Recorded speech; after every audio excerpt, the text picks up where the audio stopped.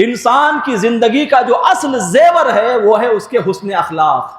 انسان کی زندگی کا جو سرمایہ ہے وہ ہے اس کا بہترین کردار، دینی اعتبار سے بھی دنیاوی اعتبار سے بھی. تو یہ جو اصل خوبصورتی اخلاق و کردار کی خوبصورتی ہے، یہ نشہ اس کے اخلاق و کردار کو بھی تباہ و برباد کر دیتا ہے، اسے اچھا کیریکٹر والا بننے نہیں دیتا.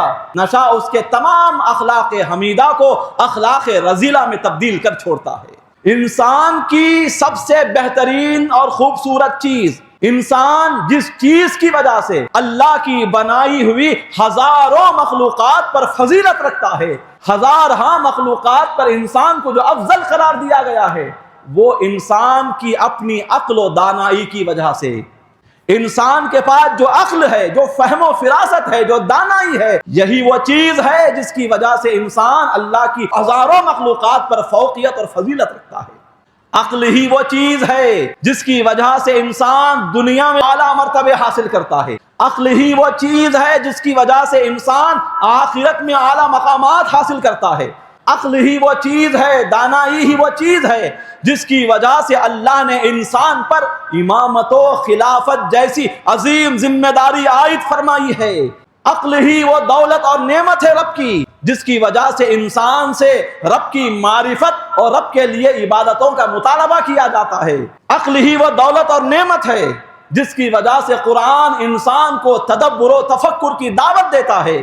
انسان کے پاس موجود عقل ہی وہ نعمت ہے جس کی وجہ سے وہ دنیا و آخرت کی کامیابیوں کو حاصل کرنے میں کامران ہو جاتا ہے. المختصر یہ ہے عزیزان گرامی کہ عقل کی وجہ سے انسان حق و باطل میں فرق کر پاتا ہے. عقل ہی کی وجہ سے حلال و حرام میں تمیز کر پاتا ہے. عقل ہی کی وجہ سے جائز کیا ہے، ناجائز کیا ہے پہچان پاتا ہے. عقل ہی کی وجہ سے اللہ کو راضی کرنے والی چیزیں کیا ہیں اور ناراض کرنے والی چیزیں کیا ہیں، ان کو پہچان کر وہ برائیوں سے بچ کر اچھائیوں کو اختیار کر کے اللہ اس کے رسول کا محبوب و منظور بننے میں کامیاب ہو جاتا ہے. تو عقل جس کے پاس نہیں ہوتی، جس کے پاس سے عقل چھین لی جاتی ہے، جو عقل سے محروم ہوتا ہے، وہ زندہ لاش سے زیادہ کچھ نہیں ہوتا. عقل کا نہ ہونا انسان کو جانور سے بدتر بنا دیتا ہے.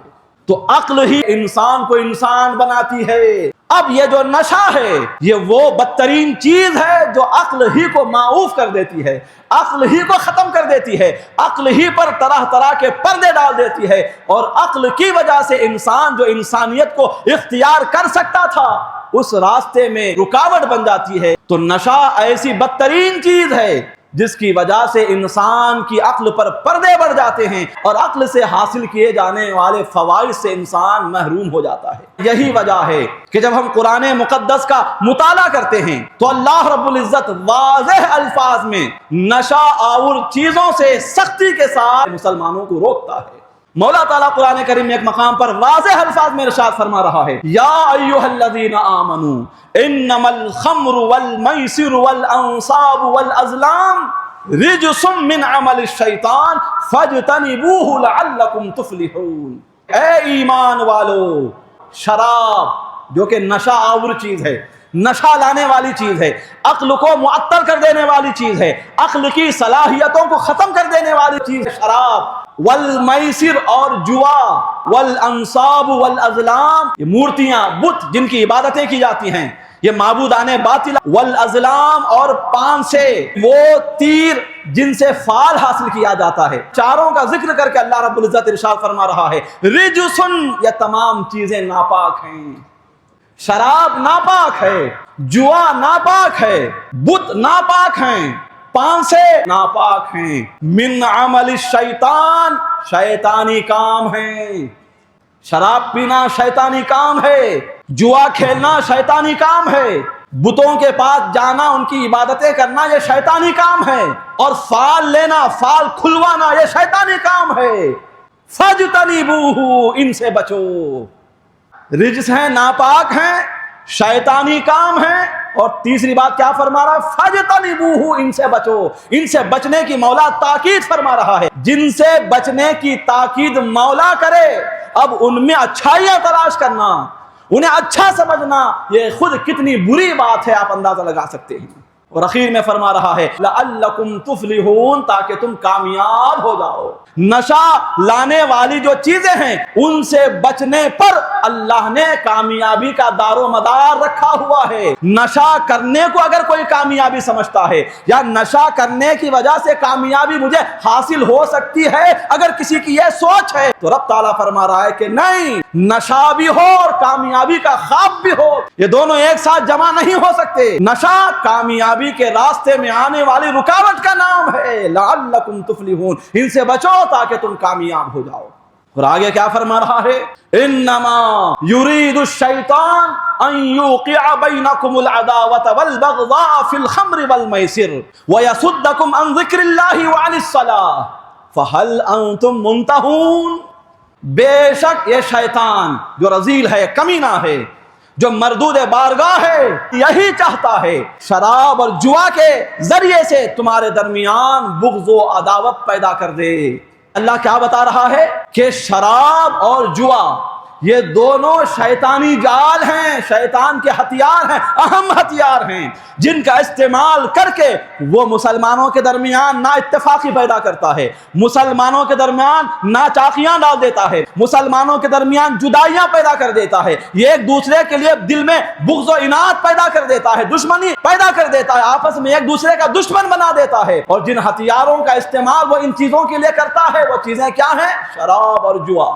کھلے الفاظ میں مولا فرما رہا ہے۔ اور کیا کرتا ہے؟ وَيَصُدَّكُمْ عَنْ ذِكْرِ اللَّهِ وَعَنِ الصَّلَاةِ، اس نشے کے ذریعے، اس جوا کے ذریعے وہ تمہیں اللہ کے ذکر سے روک دیتا ہے، وَعَنِ الصَّلَاةِ، اور نماز سے روک دیتا ہے۔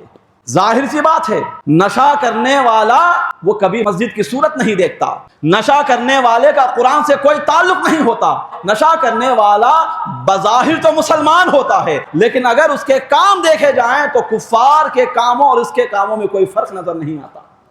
نشے باز کو دینداری سے کوئی مطلب نہیں ہوتا، کیونکہ اللہ واضح الفاظ میں فرما رہا ہے کہ شیطان کا کام ہی یہی ہے کہ وہ نشے کے ذریعے تمہیں اللہ کی یاد سے روک دیتا ہے، اللہ کا ذکر کرنے سے روک دیتا ہے۔ وَعَنِ الصَّلَاةِ، اللہ کے جو ذکر ہیں ان میں جو اعلیٰ ترین ذکر ہے نماز، اس نماز سے بھی شیطان اس نشے اور جوے کے ذریعے سے آدمی کو روک دیتا ہے۔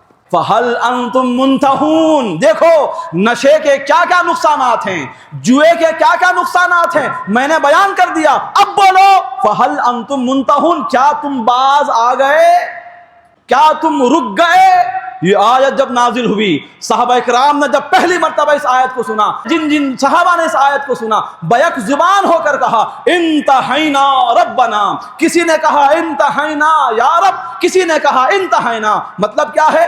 جب اللہ نے یہ پوچھا، یہ تمام برائیاں شراب کی اور جوئے کی بیان کرنے کے بعد جب اللہ نے یہ سوال کیا کیا تم رک گئے، کیا تم باز آ گئے، تو تمام صحابہ نے بیک زبان ہو کر کہا کہ ہاں ہمارے رب، ہم شراب سے، جوئے سے، نشہ لانے والی چیزوں سے باز آ گئے۔ عزیزان گرامی، ہمارا رب ہم پر کتنا مہربان ہے، ہمارا رب ہمارا کتنا بھلا چاہنے والا ہے کہ اس کے اور بندے کے درمیان آنے والی دوری پیدا کرنے والی جتنی چیزیں ہیں ان تمام کو واضح انداز میں قرآن کریم میں بیان کر دیا ہے۔ مسلمانوں کو کیا کرنا چاہیے؟ ان بری عادتوں سے اپنے آپ کو ہمیشہ ہمیشہ بچائے رکھنا چاہیے۔ آج ہماری نوجوان نسل کا ایک بھاری طبقہ، بھاری کثیر تعداد اس نشے کی لت میں مبتلا ہوتی نظر آ رہی ہے۔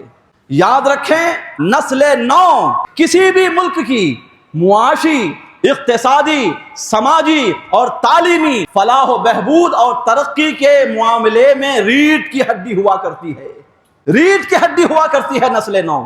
ایک زمانہ وہ بھی تھا جب ہمارے نوجوان دینی ماحول سے وابستہ تھے، دینی ماحول سے وابستگی کے ساتھ ساتھ وہ اپنے اپنے محلوں، گلیوں، کوچوں میں، اسکولز اور کالجز میں طرح طرح کے کھیلوں کا انعقاد کرتے تھے۔ ان کھیلوں میں اپنے آپ کو مصروف رکھ کر اور دوسری طرف احکام شریعت کی پابندیوں کے ساتھ ساتھ زندگی گزارنے کو پسند کیا کرتے تھے۔ لیکن آج ایک ایسا خطرناک دور آ چکا ہے کہ ہماری نوجوان نسل کی بھاری تعداد دینی پابندیوں سے کوسوں دور ہے، دینی ماحول سے کوسوں دور ہے۔ موبائل اور انٹرنیٹ، منشیات و مسکرات یعنی نشہ آور مختلف چیزوں کے جال میں بہت بری طرح پھنس کر اپنی جوانی کے قیمتی ایام کو برباد اور تباہ کر رہی ہیں۔ ہمارے نوجوانوں کو چاہیے کہ وہ خواب غفلت سے باز آ جائیں، ان کی نگاہوں کے سامنے جو پردے پڑ چکے ہیں ان پردوں کو ہٹائیں، کیونکہ یہ نشہ ان کی نہ صرف دنیا کو تباہ کر رہا ہے بلکہ ان کی آخرت کو بھی تباہ و برباد کر رہا ہے۔